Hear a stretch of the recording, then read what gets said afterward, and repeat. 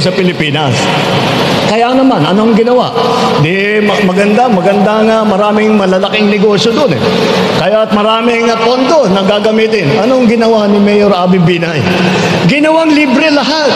Lalo na para sa matatanda. Binigay na lahat ng serbisyo, lahat ng healthcare, lahat ng meron silang ginaya po ng national na yung pagka umabot po ng 100 taon, ang isang tao, may premyo, bibigyan ng konting premyo, meron pang cake. At lahat ng serbisyo ng City of Makati ay libre naman para sa kanila. Kaya naman po, kitang-kita po ang malaking puso ng ating naging Mayor Abby Binay. At wag po natin kalimutan, kung pag-uusapan po natin ay local government, si Senator Soto po, siya ay naging, baka hindi nyo po alam, naging Vice Mayor po siya ng Quezon City. So, kaya alam ko, nakikita nyo siya sa Senado, nakikita nyo siya bilang isang senador. Ngunit, dumaan po siya sa local government. Kaya alam po niya, kung hindi lang yung sitwasyon mula sa taas, alam po niya ang sitwasyon mula sa grassroots level. At tignan po natin, hindi po natin kinakalimutan ang ating kababaihan. Dahil 4 dito sa ating kandidato ay babae. At masasabi ko, dahil kilala ko naman si lahat ng mabuti, hindi po pangkaraniwan na babae ito. Itong mga ito, siguro ito yung pinakamatatapang na makikita mo. At makakasiguro po kayo, makakatiyak po kayo ng mga kababaihan dahil sa kanila, dahil sa ating 4 na babaeng kandidato, ay maririnig ang boses ng kababaihan. At ipaglalaban nila at ipagtatanggol nila ang karapatan ng lahat ng kababaihan. Yan po ang mga babae na nasa kasama natin sa ating ticket.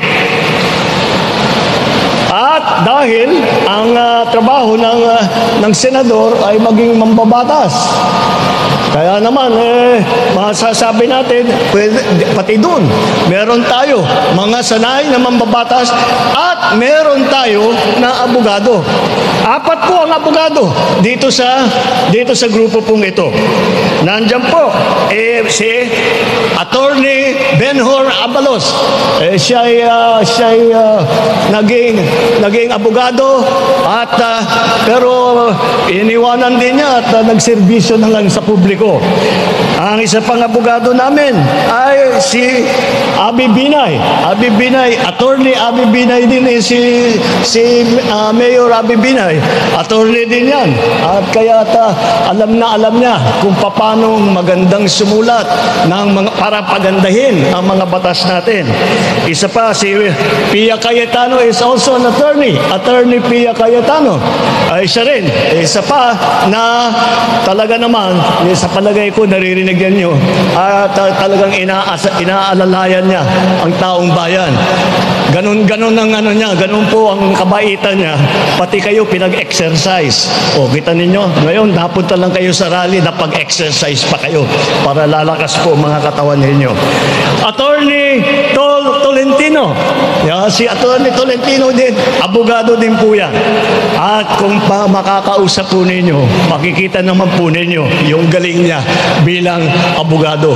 At pagka maganda siguro kasi napakagaling itong mga abogado na, siguro pagpapagalingan yan sa Senado para talaga maging maganda ang resulta ng kanilang pambabatas. Pagdating naman sa kung saan ang iba't ibang pinanggalingan ng ating mga kandidato, huwag niyo pong alalahanin ang lahat yan, tiga Maynila lang. Lahat, tiga Luzon. Hindi po totoo yun. 2 po sa kandidato natin ay taga Mindanao. Kilala niyo naman ang ating champion, si Manny Pacquiao. Manny Pacquiao ay galing Bukidnon, Sarangani at Jensan. Kaya may representante din ang lahat ng taga Mindanao. Si Erwin Tulfo din.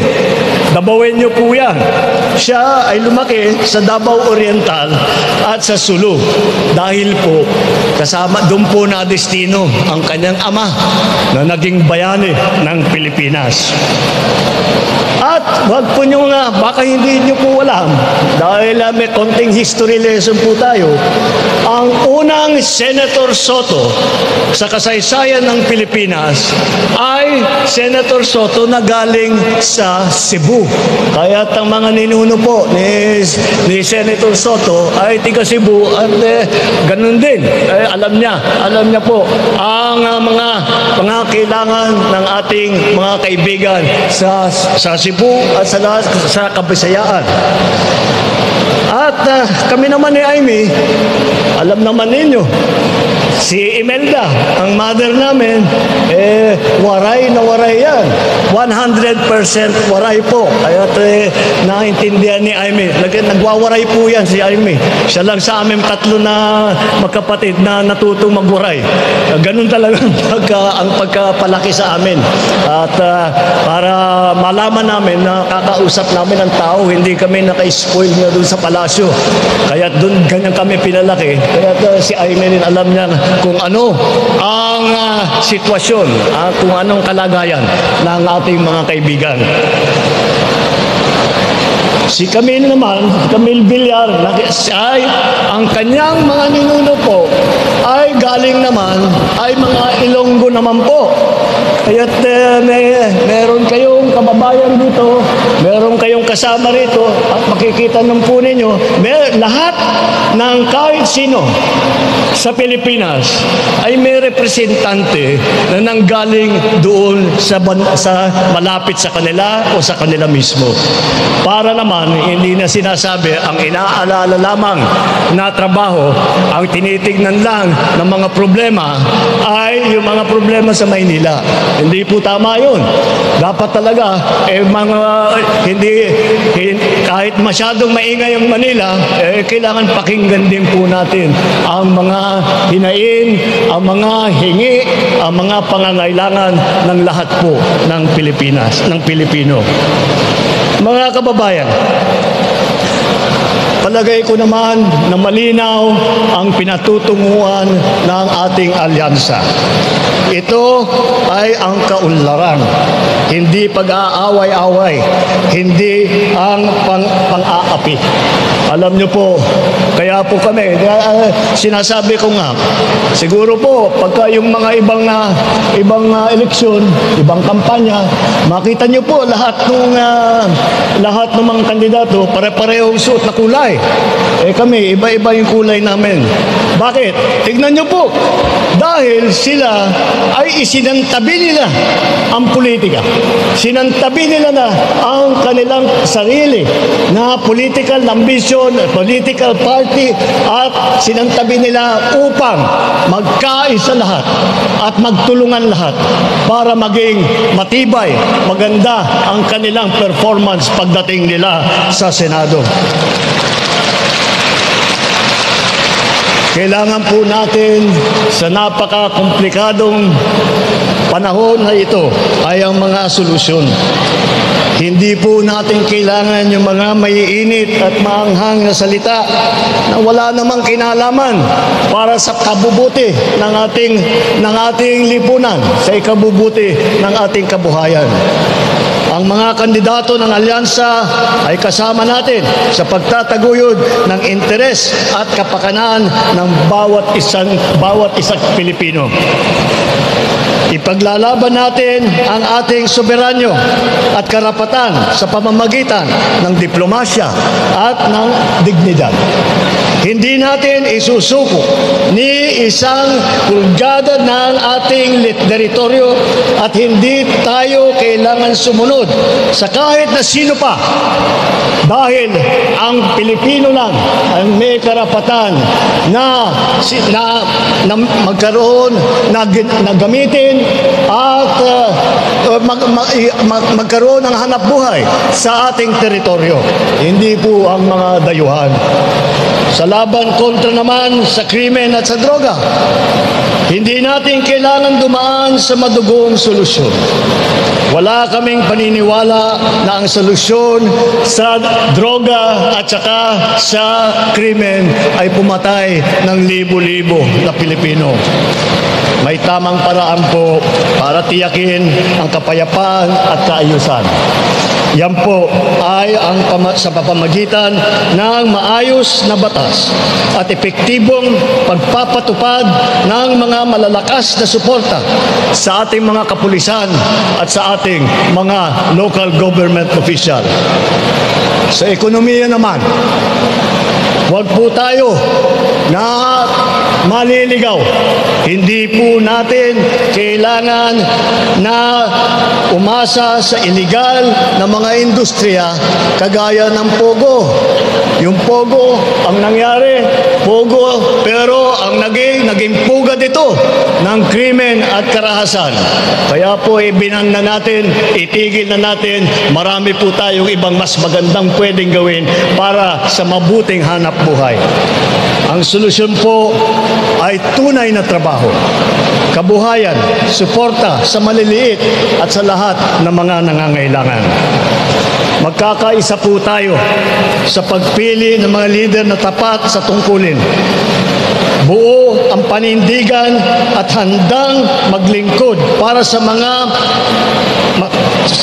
para sa taong bayan, para sa buong Pilipinas at ipaglalaban ang Pilipinas kahit saan sa buong mundo. Tus-puso natin suportahan po at iboto ang alyansa para sa bagong Pilipinas. Ito po ang aming mga kandidato. Ito po ang aming pinagmamalaki. Ito po ang magdadala ng kabutihan ulit sa ating bansa. Ang ating mga kandidato, alyansa para sa bagong Pilipinas. Mabuhay ang alyansa para sa bagong Pilipinas.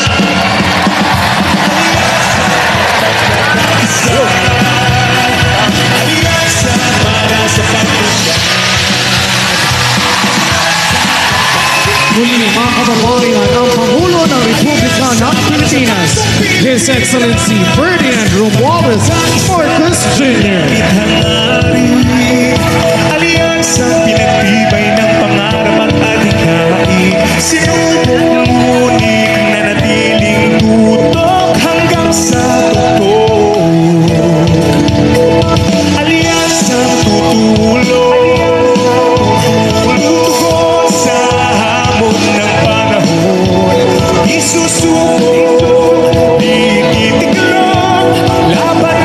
May tatlo na magkapatid na natutong magburay. Ganun talaga ang pagkapalaki sa amin. At para malaman namin na kakausap namin ang tao, hindi kami naka-spoil na doon sa palasyo. Kaya doon ganyan kami pinalaki. Kaya si Aimee rin alam niya kung ano ang sitwasyon, kung anong kalagayan ng ating mga kaibigan. Si Camille naman, Camille Villar, ay ang kanyang mga ninuno po ay galing naman, ay mga Ilonggo naman po. Kaya't meron kayong kababayan dito, meron kayong kasama rito, at makikita ng po ninyo, lahat ng kahit sino sa Pilipinas ay may representante na nanggaling doon sa malapit sa kanila o sa kanila mismo. Para naman, hindi na sinasabi ang inaalala lamang na trabaho, ang tinitignan lang ng mga problema ay yung mga problema sa Maynila. Hindi po tama yun. Dapat talaga, kahit masyadong maingay ang Manila, kailangan pakinggan din po natin ang mga hinain, ang mga hingi, ang mga pangangailangan ng lahat po ng Pilipinas, ng Pilipino. Mga kababayan, palagay ko naman na malinaw ang pinatutunguhan ng ating alyansa. Ito ay ang kaunlaran, hindi pag-aaway-away, hindi ang pang-aapi. Alam niyo po, kaya po kami, sinasabi ko nga, siguro po, pagka yung mga ibang eleksyon, ibang kampanya, makita niyo po lahat ng mga kandidato, pare-parehong suot na kulay. kulay. Kami, iba-iba yung kulay namin. Bakit? Tignan nyo po. Dahil sila ay isinantabi nila ang politika.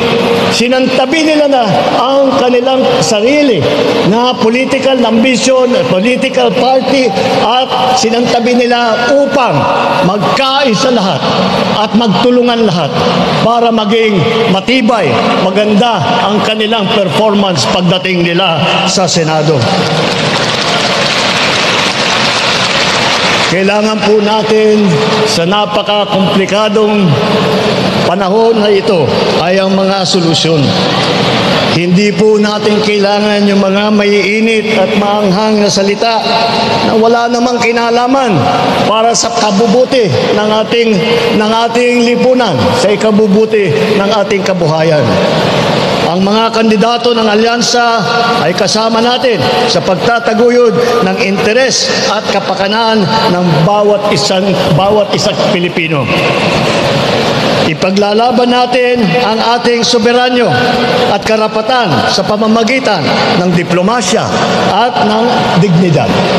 Hindi natin isusuko ni isang pulgada ng ating teritoryo at hindi tayo kailangan sumunod sa kahit na sino pa dahil ang Pilipino lang ang may karapatan na magkaroon, na gamitin at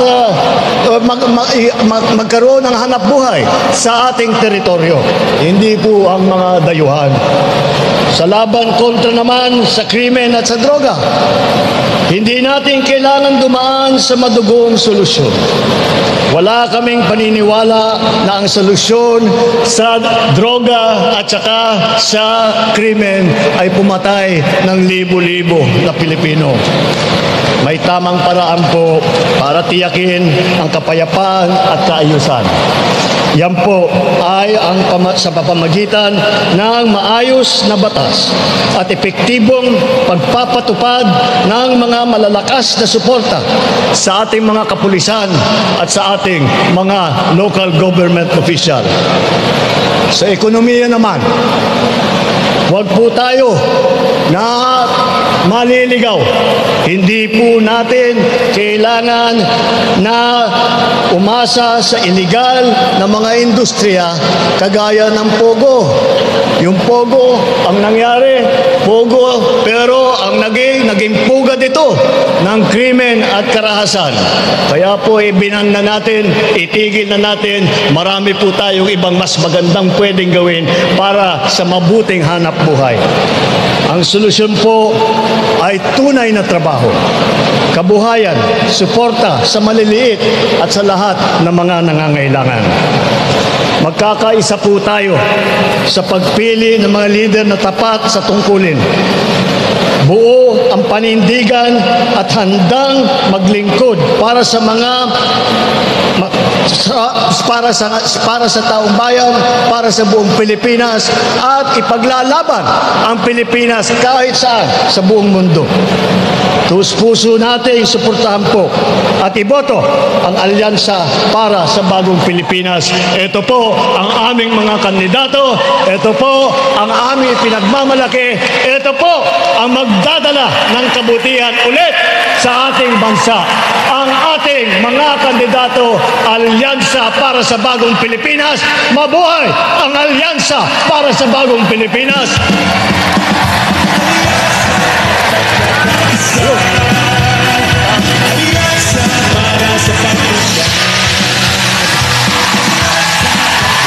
Muli mga kababayan, ang Pangulo ng Republika ng Pilipinas, His Excellency Ferdinand Romualdez Marcos Jr.